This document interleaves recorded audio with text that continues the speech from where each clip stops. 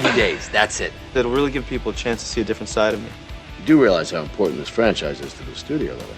I do, and it's important to me, too. I could give you 65 days. Will that help? Enormously.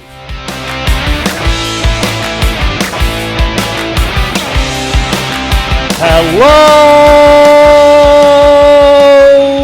Yes, welcome back everybody to Oh Yeah, the Entourage podcast. I am your host, J.R. Hickey, coming to you from San Francisco, California.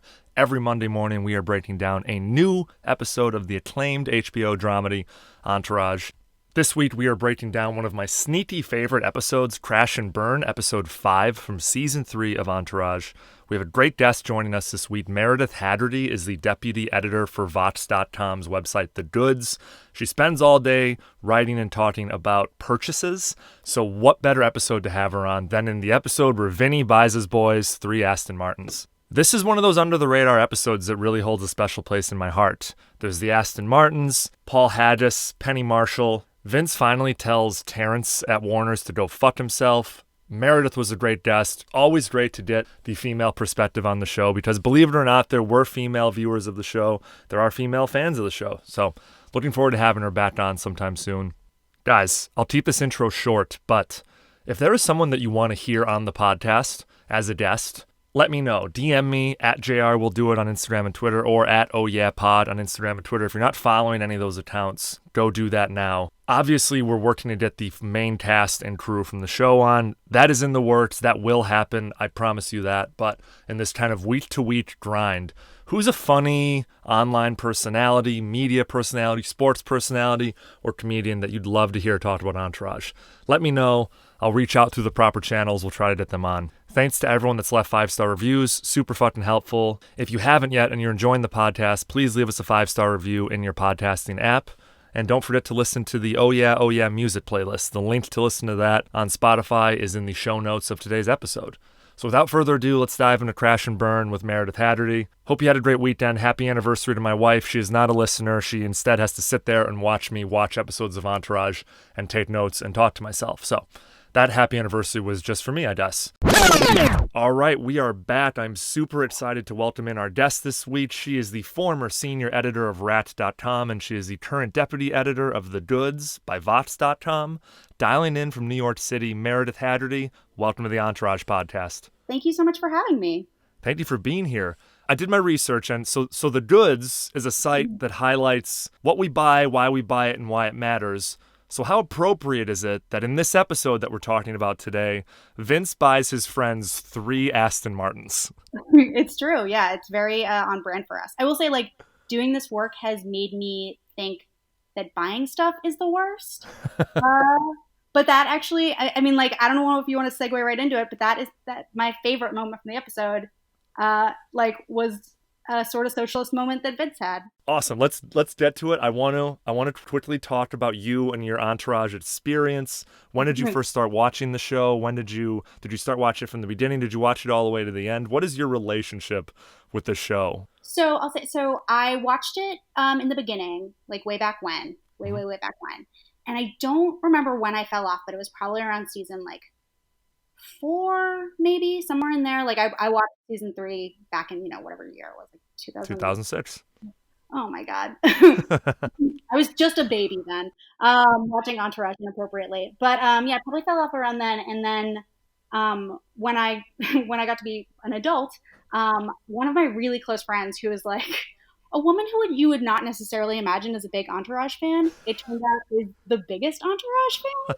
And I watched all of it. And as a result, like, I saw the movie in theaters. That's great. We talk about it all the time. I feel partially like I'm here in her honor, just, pouring one out for Kelly, who deserves to be on this podcast so much more than I do. But I don't know if she's willing to like shout her love from the rooftops because she's a lady. But I'm not, and I will tell you that Kelly, my friend you don't know, loves Entourage. Shout out to Kelly. Kelly, thanks for listening if you're listening to the pod. Yeah, thanks for keeping it in my life, girl. Like, thanks for keeping Entourage alive for me. We are talking today about episode 5 in season 3, Crash and Burn. Before we dive in, let's talk about who directed this episode, Meredith, because I know it's someone of importance to both Hollywood and to you. Yeah, it's Patty Jenkins, the director of Wonder Woman, which is like wild. How crazy is that? It's I'll say I was then like, oh, is this gonna like, will Vince walk across no man's land in slow motion and like look really shiny? And that didn't happen exactly, but there were some cool shots of cars driving into a camera. So good job, Patty Jenkins. Yeah, she also directed the film Monster, starring Charlize Theron.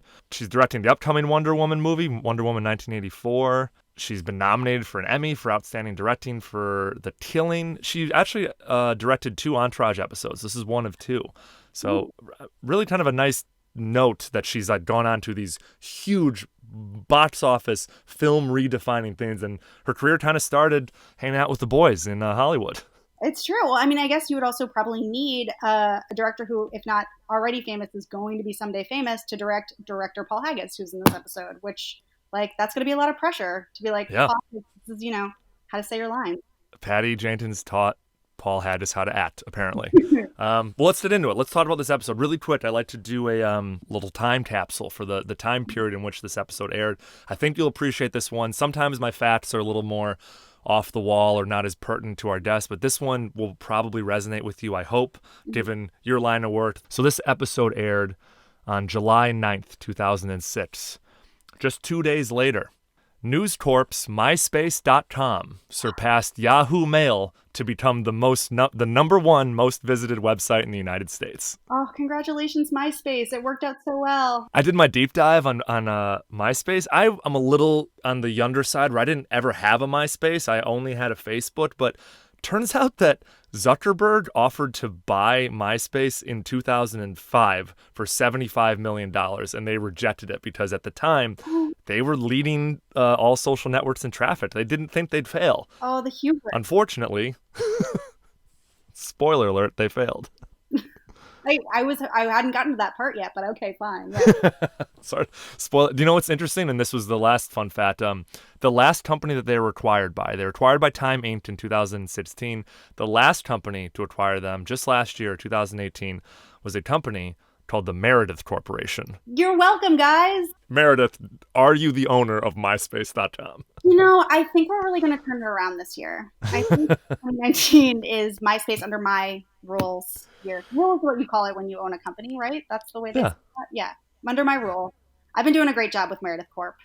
Yeah. Unfortunately, back in May 2016, before you acquired it, the data for almost 360 million MySpace accounts was offered for sale on the dark web. So I guess that was probably why the valuation plummeted.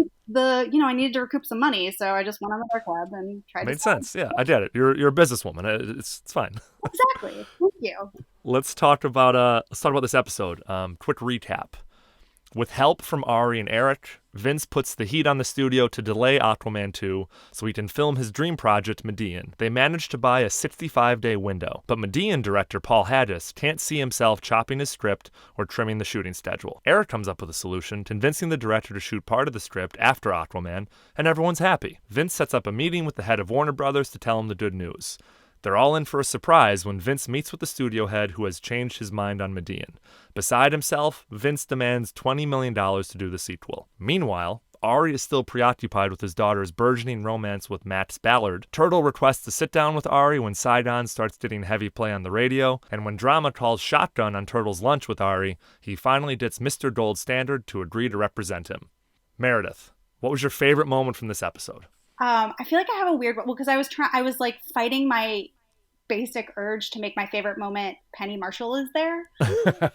Also, I realized, like, how dare I say mention Paul Haggis as a director and not Penny Marshall? Seriously, League of Their Own and I know I'm canceled. But so Penny Marshall is probably my real favorite moment. My second favorite moment that there's no other like logical place for me to bring up, so I'm doing it now, is when Vince says to the studio head. When the studio head says, And you'd like me to push back our start date? That's all we're asking. Well, for how long? I got a water tank the size of the Staples Center out on stage 5. Who's going to pay my utility bill? Well, I have $1 million check. How big of a bill is it? I really like that. He's like, I want to do the thing I want to do. I'll give you this $1 million check back. I was like, yeah, Vince, yeah. You bring up a great point in that this episode really kind of highlighted Vince being a businessman around this. I mean, up until this point, he'd kind of just been this pretty boy along for the ride, but he's he's haggling with him in the meeting over the $1 million check. At the end, he basically tells the guy to go fuck himself, which was kind of cool. You said if I was back on November 1st. Vince, I got $1 billion franchise to protect. Happy Meals action figures. I can't risk all that having my Aquaman doing 3 hours of blow on every multiplex in the country. Right? But Alan, you looked me in the eyes and you said that you do this for me. You gave me your word. Alan, a man is only as good as his word. Vince, it's just business, not personal. Oh, just business. All right, then I want $20 million to do A2, or I quit. Nothing personal. Sorry I'm late. Date night with the wife. She thinks I'm getting popcorn. What'd I miss? He really understands like the value of $1 in this episode. Like he's like, oh, you're worried about your utility bill? Here's $1 million you can have back. Or like, oh, you need me to do this movie and you won't let me do what I want? I want $20 million. Like, I want 20 of the check you gave me earlier. It was just like, I don't know. Maybe there's a mini economics class in Vinny Chase in this episode. Well, you know what this episode did? More than any episode so far in this show, it really gave an inside look into how Hollywood movie star contracts work. Mm-hmm. Where he's getting in the argument in Ari's office about how like... Well, what if we call Cameron? I can't even believe he's ready to do A2 so soon. He's not signed on to do A2. What? He just signed on to do the first one. Then why is Vince signed on for 3? That's the way it works with actors. Cameron was the only reason I did the movie in the first place. Who's directing?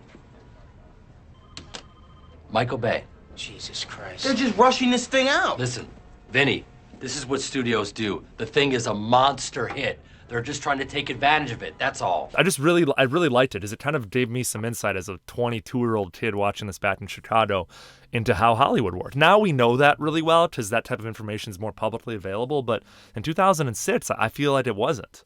Yeah, totally. You had to be like a deep, movie line reader. What was that? There was like a deep Entertainment Weekly reader or whatever it was.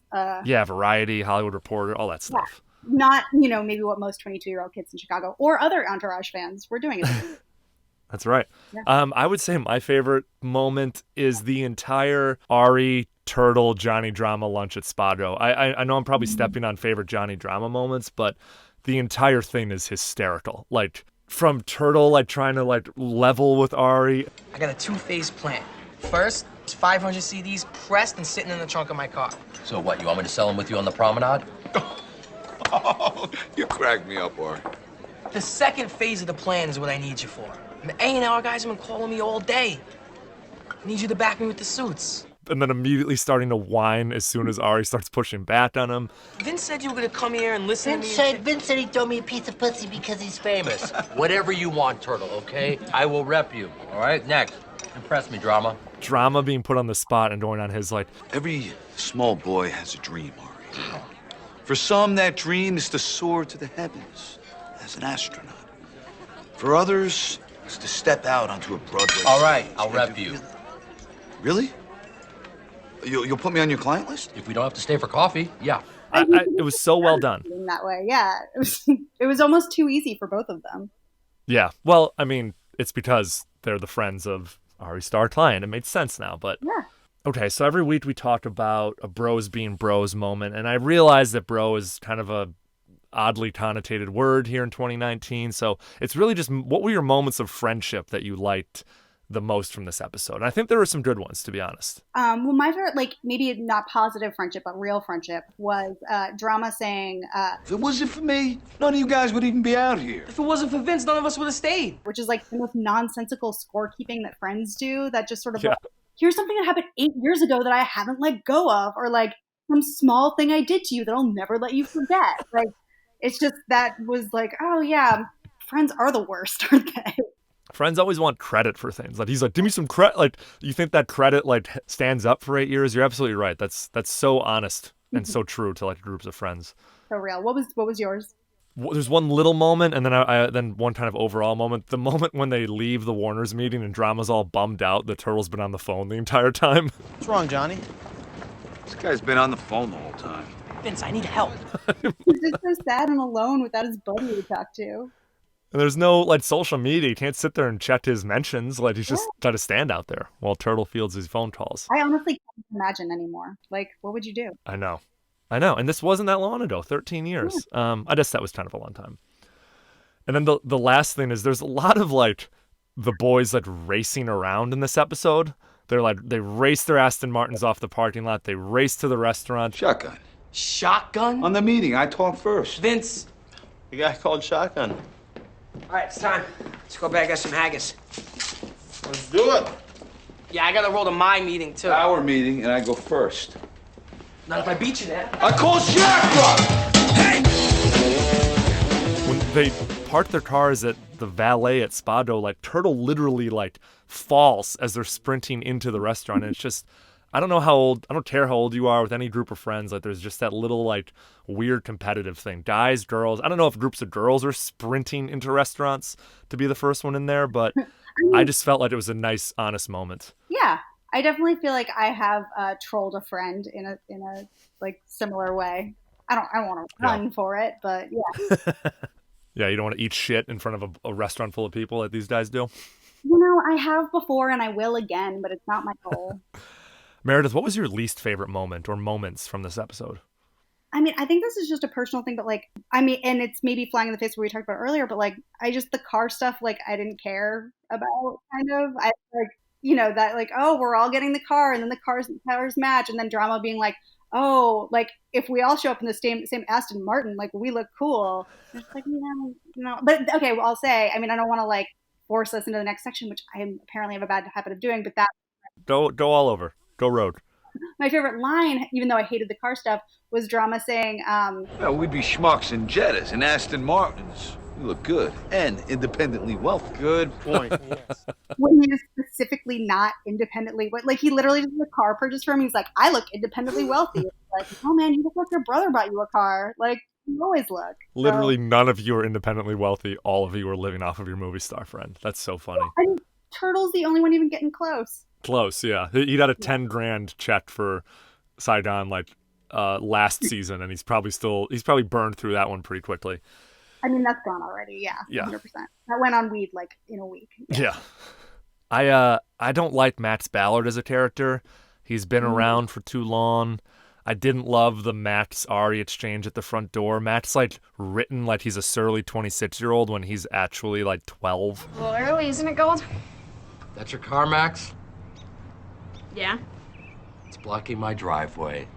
Oh, sorry. My driver must have forgotten to move it. If I give you the keys, pull around for me? Who's in charge of you? I'd like to speak to an adult. My folks are skiing stot. You want to complain about me? You can try my agent or my housekeeper. And as is English for shit, but she's home. I don't know. It's supposed to be humorous, like that Ari's like met his foe in this kid, but this is literally 3 out of the last 4 episodes he's had to deal with this kid, and I was done with Max. Fortunately, this is the last episode that we see Max Ballard, so I was happy to see him go. Just that whole exchange at the door didn't sit well with me. Yeah, bye, Max. Although I'll say, does it almost seem like Max is like, he's got like mini, if you crossed Vince and Ari vibes, almost. It's like he's got the light eyes and the dark hair like Vince. Yeah. And he's sort of got like a cool swagger, but then he's like a little slightly racist dick, like Ari is. When he's like, my housekeeper doesn't speak very good English, but you can talk to her. Like, you're like, oh, there you are, Ari, like in the tiny Vince body of a baby movie star. Yeah. Maybe they did that on purpose, and that's why Ari hates him so much, is because he sees a little bit of himself in Max. Possible. Yeah. What was some of your favorite lines from this episode? So, I mean, I feel like they were all drama lines, and I basically had to, like, sprinkle. I did make a list. I'm a nerd, and so I, like, took all the, things quite all right.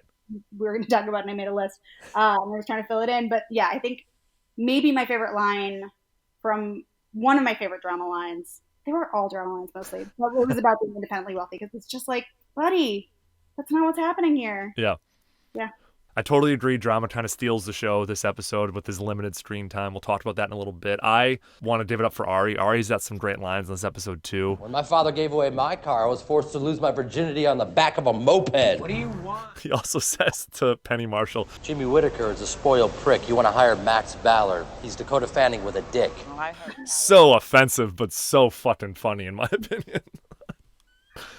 Dakota Fanning was like, she was like nominated for an Oscar back then, wasn't she? I'm almost positive. She was it, and now she's like kind of been, overshadowed by her younger sister. True. True. I mean, she was in Once Upon a Time in Hollywood, which I just saw. So Oh yeah, out there. haven't seen it yet. I'm so excited. Maybe tomorrow. And then this was like kind of prescient, and because it ended up being nothing. Ari and Turtle are having that phone conversation about how, well, Ari basically says to Turtle, I think your life is about to change, Turtle. And Turtle's so happy, and everyone's so happy for him. Atlantic Records called you? Sony and Interscope too. Holy shit! Anyway, tell Vince and E 8 o'clock at the Palms with Alan. 8 o'clock at the Palm with Alan. What else, Ari? Just make sure they're on time, Turtle. I gotta go. Wait, Ari, Yeah, Turtle. are you fucking with me? A little bit. This is sick, right? It is sick. As soon as we sell this stuff with Vince, I'm gonna set up some meetings. Your boy's gonna get a deal. Holy shit. I think your life's about to change, Turtle.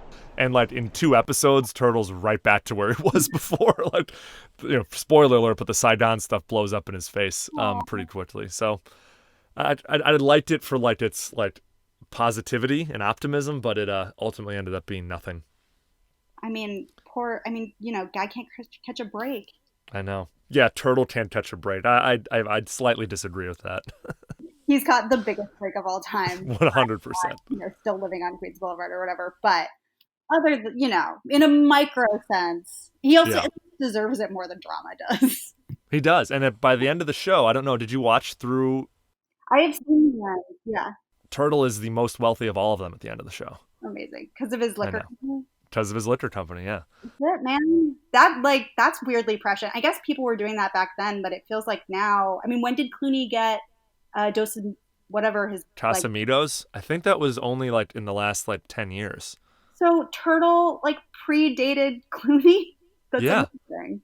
And you think about Ryan Reynolds got his gin company, Aaron Paul and Bryan Cranston just released a mezcal. Oh yeah, 100%. I mean, that mezcal should have been a TV show, but whatever, guys. Yeah, what the fuck.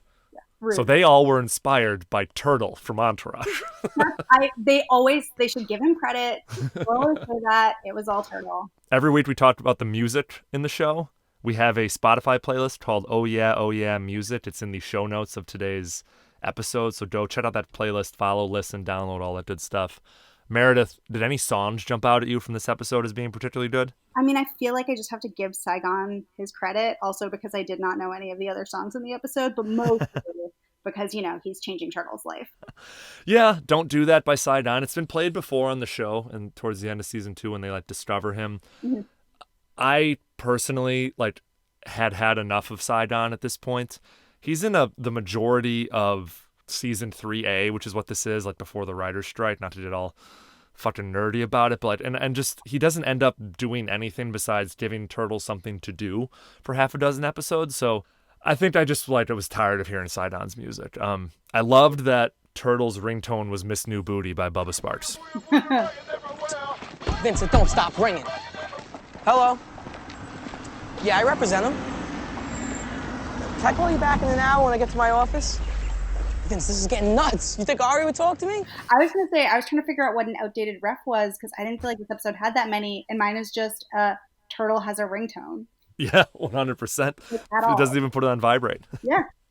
I have to say, I'm a person who leaves my phone on, and one of my friends called me a sound-on bitch for doing that. Ooh. And I was so embarrassed that I turned my phone on silent and then immediately lost my phone and couldn't find it.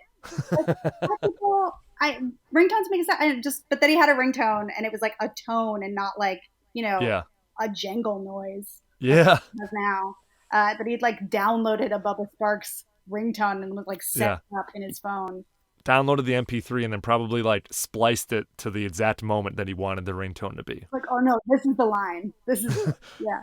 This line from Miss New Booty is the line that encapsulates me personally. Yeah, I mean, dude has time to do stuff like that, so. For sure. Yeah. Special shout out, Doug Allen and music producer Scott Venner always end the episodes on classic rock and 70s, 60s music and Fire by Jimi Hendrix playing as Vince kind of gives Alan the ultimatum and then Ari shows up. Nice touch. Always kind of lights a metaphorical fire under your ass at the end of the episode with these classic rock songs. So I like to hear that. I like Jimmy. Yeah, it feels it's a different kind of classic rock, I guess, but it feels like a Billions predictor somehow. Yeah. Billions to me. Good reference. The Billions Entourage crossover podcast episode. I mean, the thing that people have been demanding, a Showtime HBO crossover made up of what's next. Finally. Yeah. It's here. So there weren't the kind of atypical celebrity cameos in this episode that you would see where some, rapper or athlete or musician just kind of like walks through and says what's up to the guys. But there were some pretty big names in this episode that I definitely want to talk about. Do you want to talk about Penny Marshall or Paul Haggis first? I want to talk about Penny Marshall first because I want to talk about Penny Marshall all the time. 100%. I just adore her. And like she was an actress. Like, so she does and she's great at being Penny Marshall, a skill that more people should have. I just loved her like sucking on that straw, just, acting her little face off. Thanks, Esteban. Okay. Hey, Ario goes! Hey, Penny. Only my mom calls me that, and still I better have a fever of 103. How are you? Okay, I was just up seeing one of your guys. Oh, yeah? Who? We're looking at Jimmy Whittaker for the Encyclopedia Brown trilogy. Jimmy Whittaker, the pride and joy of my young burgeoning teen division. Yeah, I tell you what. Let's make a deal. You do the whole Shamil, Shamazel, Haas and Pepper Corporated. He's all yours, all right? Don't be a schmuck, Ari, okay? Yeah, famously, she was Laverne in Laverne and Shirley in the 70s. She received 3 nominations for Golden Globe for Best Actress. She's the real deal. She does it all. With her directorial debut with Jumpin' Jack Flash in 1986, she became the first female director to gross $100 million at the U.S. box office. Woo! Good for her. And then obviously you mentioned it, Lead of Her Own, Bid. It's so sad. She just passed away just last year because of a heart failure. And Ari even says, like, quit smoking. And I don't know if it's directly correlated, but, cigarettes don't help the heart. No, of course not. I mean, I did look, I Googled how did Penny Marshall die just to make sure it wasn't like actively lung cancer or something after that line. And I was relieved that it wasn't as 1-to-1, but it certainly wasn't good. I mean, yeah, she, you can hear it in her voice. I would have loved to see them shoot that scene with Jeremy Piven, two like kind of legends. Piven in his own right as an actor, her in her own right as an actress and a director, and just them like, was that improv? Was it like just I would have loved to see them work through that a little bit. That'd be something that like if there was a special features edition of Entourage, that would have been cool to see. Yeah, that to be a fly on the wall of that set. And then Paul Haggis, I mean, what a great pull in terms of like amazing screenwriter, director, and like very believable in this role as like the director who is dying to do Median. He does seem like the correct choice for this. I will say I thought his acting was perhaps a little bit wooden at times. Yeah. Maybe not the most naturalistic actor. Also the moment when he says like, he had that whole little run of lines about like, in this movie, I want you to play what I like to call a human being. See, together, I want to humanize one of the greatest monsters of all time. What I want is that even after the audience sees you ruthlessly slaughter like 1,000 people, I still want them to care. I want them to care so much that when you die, they fucking weep. They won't want to, they'll hate themselves for it, but they will fucking weep. I have to do this movie. Paul, he's got a contract. A contract? If I let contracts rule my life, I'd still be doing the facts of life rather than hanging with my boys. He's been next to his awards for a minute, so it like sort of didn't hit right. Like it was just like, what boys? Oh, these boys. Yeah, it's kind of supposed to be a mic drop moment for him, but like comes across as kind of strange. Those boys that he's referring to are the Oscars he won as screenwriter and producer for consecutive Best Picture Oscars $1 Million Baby in 2004 and Crash in 2005. He also co-created Walker, Texas Ranger and wrote Casino Royale and Quantum of Solace. Incredible. Yeah. I mean, it's wild. He's done a lot of stuff, but I'll also say, like, what I know Paul Haggis from kind of is leaving Scientology. So that's right. To me, that's his whole thing. I have to admit, I looked him up because I remember that there were some like not so great allegations about Paul Haggis. But when I looked it up, it also said that like Scientology defectors like Leah Remini think that the allegations are from Scientology. And I'm not saying that that's what happened, but like, wow, Paul Haggis, complicated background. Sure. Yes, he's been through some shit. Yeah, there's a lot happening there. Like, read Haggis' Wikipedia entry. It's interesting. Let's spend the rest of the podcast attacking Scientology and see how that goes. Great. I think this is the thing that'll break them finally. They'll be like, you know what? It seems like we're wrong. Let's shut down all the celebrity centers. Give everyone back all their money. We're done here. let's move on to bad outfit choices this week. Meredith, any thoughts on any outfits that the boys or the cast were wearing? I mean, I thought about this a lot because this is like sort of my wheelhouse as a former fashion editor. I'll say the one that stuck out to me, just because it feels like a thing that we've solved, is Turtle's outfit for the meeting with Ari, his untucked shirt.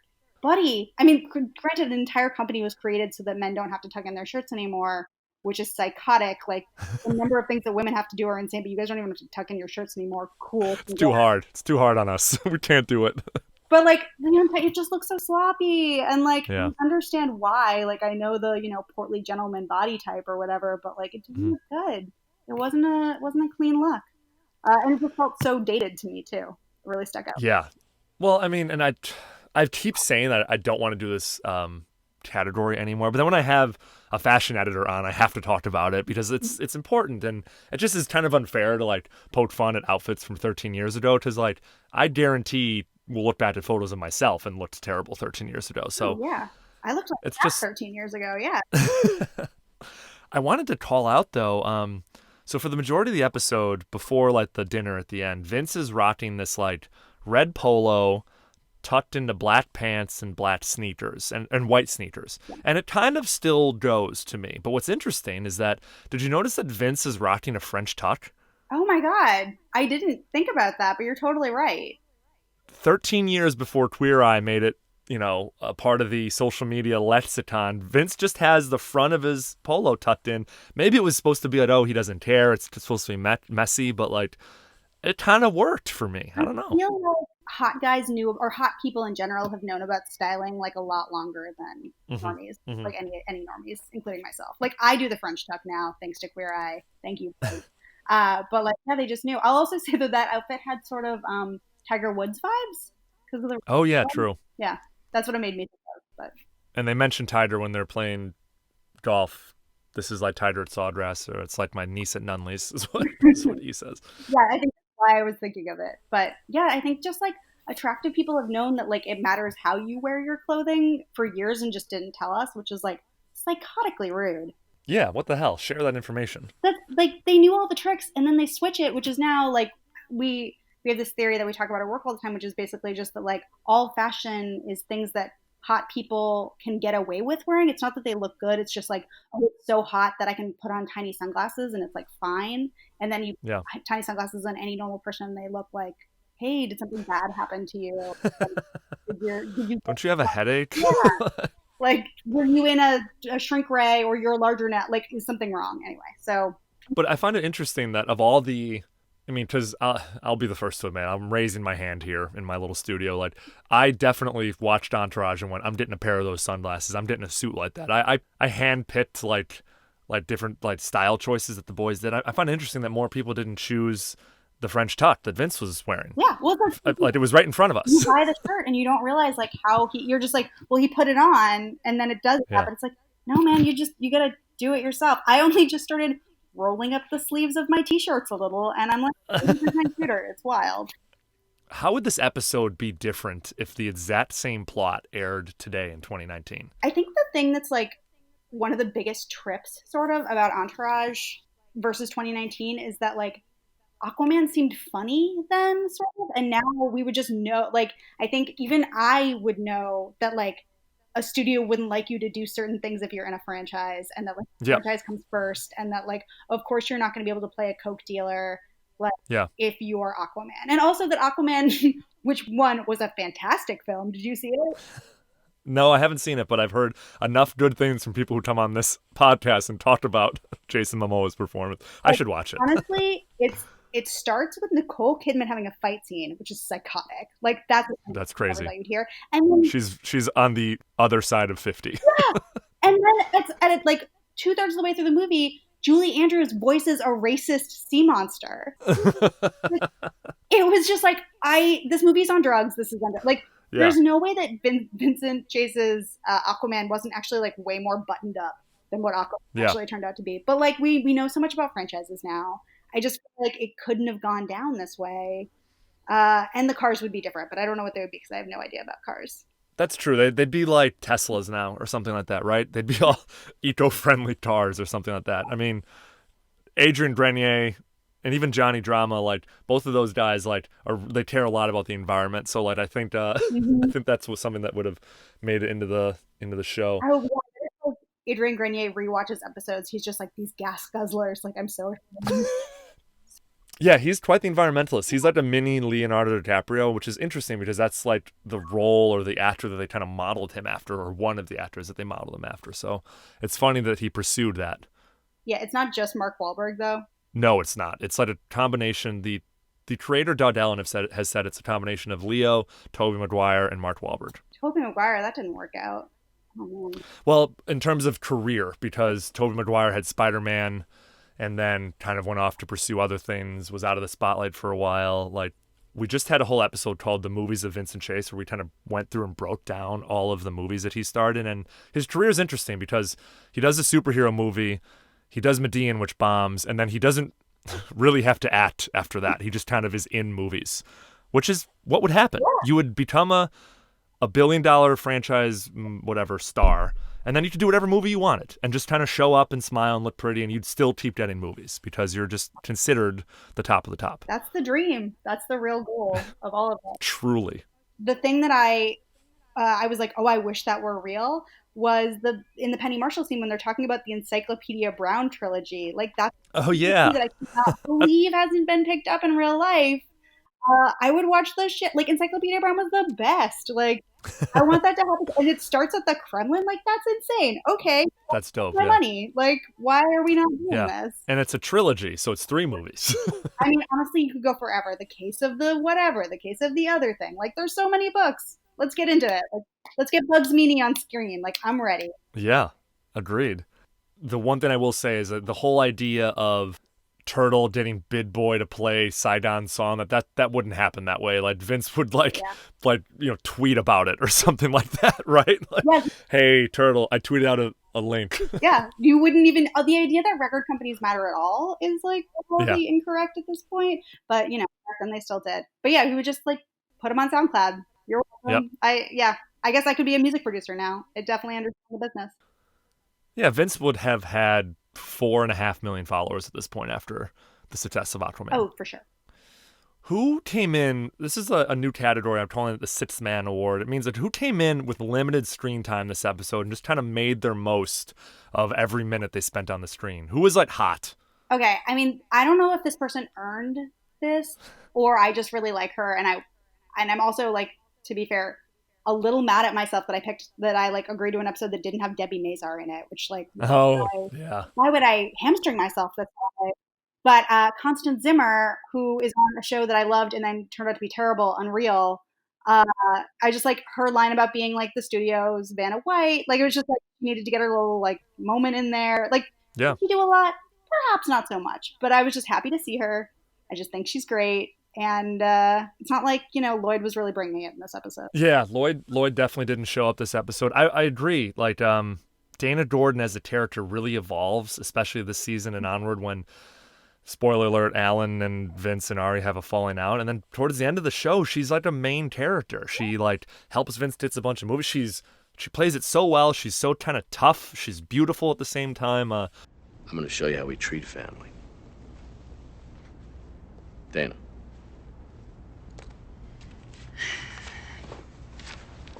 Like the studio's Vanna White. Really a big fan, and I've said this before, but some point down the road, I do want to either A, interview one of these women, which would be fantastic, or B, just do a deep dive into all the female roles on Entourage, because I think some of them are pretty underrated. Yeah, I mean, she's fantastic. And, like, giving Debbie Mazar energy in an episode that didn't have Debbie Mazar in it, like, you need a little bit of that. Debbie Mazar took a couple episodes off because she is very pregnant at the beginning of season 2. So I'm just using the power of biology to predict that she got pregnant, had the tit. She shows up again towards the middle and end of season 3. I mean, number 1, thank God she comes back. Number 2, congratulations, Debbie Mazar. I did watch the TV show that she had her with her husband where he cooked food and she like hung out, which was a great show. I don't know if it's still on. So clearly I really cared about it. But I mean, what a racket to be like, I married a chef. I got him a TV show. On that TV show, I just drink wine. Yeah, what a flex by Debbie. She would win the Sixth Man Award in this episode if she wasn't in it. Because she is like the mother character who kind of like smacks them around a little bit and keeps them all in line, which I love. Yeah, you need that. Clearly the boys needed that energy here. What was your favorite Johnny drama moment from this episode? So my favorite Johnny drama moment for this episode was, I just love whenever he mentions his past roles. And bulimic pedophile in the commish, like really. But you said you wanted Vince to gain 50 pounds for the part, right? 70. It's more authentic. Right, but you still need him skinny for the early years. Yeah. So you shoot the first half now, before Aquaman 2 while he's skinny. Shoot the second half after he raps when Vince piles on the pasta. Like the Nero and Raging Bull? Like Clooney and Sirianna. Or Johnny Chase in the commish when I played that bulimic pedophile. Do you see that one, Paul? No. I got a lot. You see that one, Paul? Oh, and then anytime he's like, "Oh, did you see my obscure?" Like, that he pictures that like Paul Haggis watched all of the commish, and then like paid close attention and was like, banking who was in the episode in the back of his mind is just like it's a beautiful hope. It's amazing that after all those years in Hollywood, he keeps that level of hope. Amazing insight. Yeah. But just bulimic pedophile. Like, why would that even need to be the plot? Like, he's growing up, he like eats too much candy that he buys for the kids and blows it up. Like, he's like, oh, I was gonna go pedophile today, but then I felt triggered and I ate all my candy and then I threw up my candy and then, at that point, all the after school programs were like over and there was no way to get, like, I want to know the plot of the episode. Yeah, I can see an actor like Johnny Drama like cutting weight, like pulling like a Christian Bale for this one like guest star role on this TV show from 1992 or whatever it's from. Yeah. Like taking it so seriously, going to the 10th degree because he's so committed. It's also what's good about it, or what's like an extra layer sort of, is that they're talking about actors gaining weight for a role and being bulimic. So like presumably the character's thin. So it's actually not even correct or relevant to the conversation. Like, he really just like bent over and was like, commish! Like, it just was there. So good job, buddy. Oh, that's great. That's a great call, Meredith. I don't think I can top yours. The only other one I will say is they pull up to the house and Drama's all butthurt because Turtle gets a lunch set with Ari. I've been waiting to talk to Ari for 5 years. I'm an actor with no agent. You know what they say, an actor with no agent is what? Is fucked. He clearly started the sentence without knowing how it would end, which I do very often in my profession. So. Oh, sure. Yeah, 100%. So we have a new category this season. You can't deny Ari Gold. What was your favorite Ari Gold moment from this episode? Mine, I think, was when so they're talking at the beginning about Vince, like, learning Spanish from Medellin. And he says, like, I know because he left all these messages on my machine. And then he says, and I can't remember the exact quote, but it's like 7 words or something. He says, all right, Vince really wants to do Medellin. He already started learning Spanish. I know. He left 15 messages on the machine. The wife thinks I'm fucking the gardener. It lets you know so much. It lets you know the following things. I'm wealthy enough to have a gardener.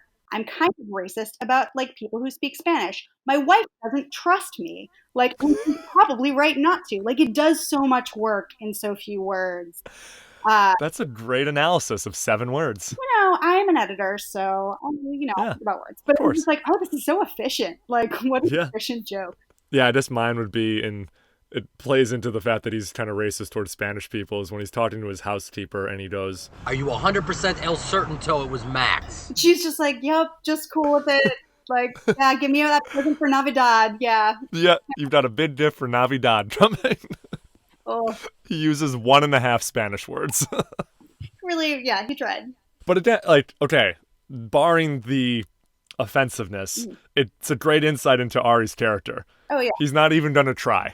He sort of thinks he thinks that it's semi-acceptable to say Spanish is just like putting the O on the end of words, and it's just like, oh man, yep, perfect. It's not like there's any other audience for that. It's just him and the housekeeper. Like, it's not like there's some guy there being like, oh, that Ari, he doesn't like, he's not PC. It's just like in his silence or like in his alone time. As he holds his phone to his ear as he drives across his body. That's actually what I noticed too. Like, he's driving with his left hand on the wheel and he's holding his phone with his right hand, holding the phone to his left ear, which has got to be the most inefficient and dangerous way to drive with a cell phone in your Very hands. terrible. He should be pulled over. Yeah. Every week we talked about who won the episode, and Vince is excluded from this because he wins every episode. He's the A-list movie star. Mm-hmm. So Meredith, who won this week's episode of Entourage? I mean, it's got to be Turtle because he made progress. Like, technically drama did too, but like his progress is that like Ari has to say his name versus like, Turtle's actually coming up in the world. His life is about to change briefly. Yep. And he gets an Aston Martin. Yeah, he gets it all in this episode. And he like puts on, it was a terrible outfit, but he puts on a dressier outfit. He changes out of his sweatsuit. It's like. Yeah. Wrapping up here, last 2 questions. Every week we talked about the episode. Was it an A-list episode, a B-list episode, or a D-list episode? And we can div minuses and pluses. I think I'm going to go B. I think it was like sort of a plot setting episode. It's like setting up that Vince and the studio are going to be at loggerheads. It's like setting up or, and cleaning some stuff up, like getting rid of Max Ballard. And then like, but it didn't feel like there was no sort of like set piece that was really, I don't know that there was like, the funniest scene was like the lunch scene. And it was like, that's a good scene, but it's not like a standout season defining scene by any stretch. Yeah, and you're right. Set pieces are important to the show, and then like crazy, awesome, hysterical lines or like Ari drama moments are kind of iconic to the show, and there weren't really any. But if I can go back, the last 2 episodes have been episodes with Dom, their friend from New York, who comes in and kind of fucks everything up. So this was a nice. What's that? It's Herc from The Wire. That's correct, Dominic Lombardarzi. Who myself and Will DeFries, who I had on for episode 3, kind of determined like he's kind of comes in hot, but like does the job. He's supposed to come in and kind of disrupt the what's the word I'm looking for? Disrupt the equilibrium. The equilibrium of the show, thank you, and the equilibrium of the crew. So, like, he did a good job, but so this episode is the first without him. We're getting rid of Max Ballard. It's very much a reset episode, but I thoroughly enjoyed it. I really liked, the Aston Martin stuff is cool. I liked the lunch, so I'm giving it a B+. I think that's fair. I mean, I was like, oh, I did not know that I had asked, that I'd like, requested an episode where like the cool rich person thing that happens in it is cars. Lady who lives in New York City just like could not be personally less interesting to me. I'm like, buy a pool, buy a lot of, but like, I don't know, buy some other, like even buy a plane, whatever, man. Yep. Oh yes, they do have that engine that does, it's a V and then probably a number. It's very exciting. Oh, everyone needs to get a license plate. Like, I don't know. I don't get cars. It's just not my Last question, Meredith, and it's an important one. Yes. In your life's entourage, which character are you the closest to? So, I mean, I thought about this a lot, and it's like I have said before, and I hope that no one is, offended by this parallel. I think it's a compliment, but like Entourage to me is Sex and the City for boys. Yeah. Because I'd agree with that. Yeah. I mean, like instead of like, bags and puns, you have like cars and dick jokes, and it's just like a very neat corollary. So I was like, okay, I know in my life that I'm a Miranda. It's a fact that I know, which I guess makes me. But like, so is E the Carrie or is Vince? I think I'm E with like E because I'm super neurotic. Turtle Rising because I smuggle a pot, and then maybe like I have an unnecessarily aggressive streak that I think might put me with like an Ari Gold moon or whatever. Wow. Yeah, I think of it. I like that logical sign, but I mean I couldn't just like if it was 1-to-1, and also because Debbie Mazar wasn't in this episode, I just like Debbie Mazar. I don't even know her character name, and I refuse to learn it because she's just playing Debbie Mazar as far as I'm concerned. But Shauna, in her absence, in Shauna's absence, Turtle Rising, Ari Moon. That's what I have. I love it. I love the like combination. Most guests, I have a lot of male guests on. They go, I'm E. Unfortunately, it sucks. I'm just like, okay, cool. That's probably the first answer we've had in about 12 episodes that wasn't just straight up, I'm the E of my friend group. So I'm glad to hear. Probably because like, what human person would ever, has anyone ever said like, I'm a drama? I have actually. I had a podcaster from Barstool Sports on, and he said, I'm kind of the guy who makes all the one-liners and is the funny man in my group. And so, and he's a little older or something. So that made sense. I've had a comedian or two come on and say that they're the Vince to their friend group because of their access to cool stuff. But they would say that their personality is more E. But most people are E because he's the most down-to-earth, relatable character, I think. Yeah, he's like a normal. He's like kind of the, what is it, like Mary Sue of Yeah, it's like, exactly. imagine yourself, because I mean Kevin Conley's billed first, which I still think is like a trip. Yeah. That they're like, no, this is actually the main character of Entourage. If anybody read Fraser Tharp, who was the guest on the show, he wrote a really deep dive into the casting and production of the Entourage pilot. Kevin Connolly was the hardest one to get. He was very out on this role, this idea. He basically was retired, and they kind of drew him back in, and then looked at his life now. He's reborn, I guess. That's wild, because like, he'd been on like Unhappily Ever After or whatever, and then like, is that it? He's been in a bunch of movies, and he'd been like a child star, so I think he made his money early. He also is a close friend of Leonardo DiCaprio. So he's in the Puppy Posse. That's right. And he probably was very content living a turtle-like... I'm not trying to compare Kevin Connolly directly to a turtle, but like I'm sure he was very fine living in his friend group as he was. Yeah. I mean, I always think of him, besides this, as from that show Unhappily Ever After, which, do you remember that show? I do remember. I mean, like I read the Wikipedia entry not that long ago because I was just like, what was that show? Was that like a fever dream that I had as a child? Like when I was watching Married with Children and then got sick? Like what happened? But like the plot is insane. It's like this man is miserable, so he like talks to a bunny, and like I think eventually he kills his wife. Like or might not happen. There was actually, I think, another TV show that was like more similar and even more upsetting where the guy ended up killing his wife. But it was a bleak ass show, and like that's what Kevin Connolly's acting background was, so it seemed like he was pretty lucky to be on Entourage. I agree. In the beginning of HBO's heyday and everything. Yeah, and he now owns a sports bar in West Hollywood that he hangs out and watches Islanders games at. Like he's living his best life, I think. That is the most Long Island thing I've ever heard in my life. Yep. Kevin, if you're listening, come on the show. Let's talk about Entourage. Come on the show. Meredith, this was a lot of fun. Thank you for joining to talk about Crash and Burn. Thank you for having me. Absolutely. Where can the listeners of Oh Yeah follow you? I am on Twitter too much. My handle is at many words because I made it, when I still thought that the internet should be anonymous. Whooped. So yeah, that's where all of my thoughts go. It's horrifying. Actually, don't follow me there. You wouldn't like it. Yeah, we're else Well, we'll have to have you back. I think it's clear that you're an Entourage fan, and like maybe we'll have you back later on when it's an episode that you're not as familiar with or that you haven't seen, and then we can get your reaction to that. Oh, like a completely blind.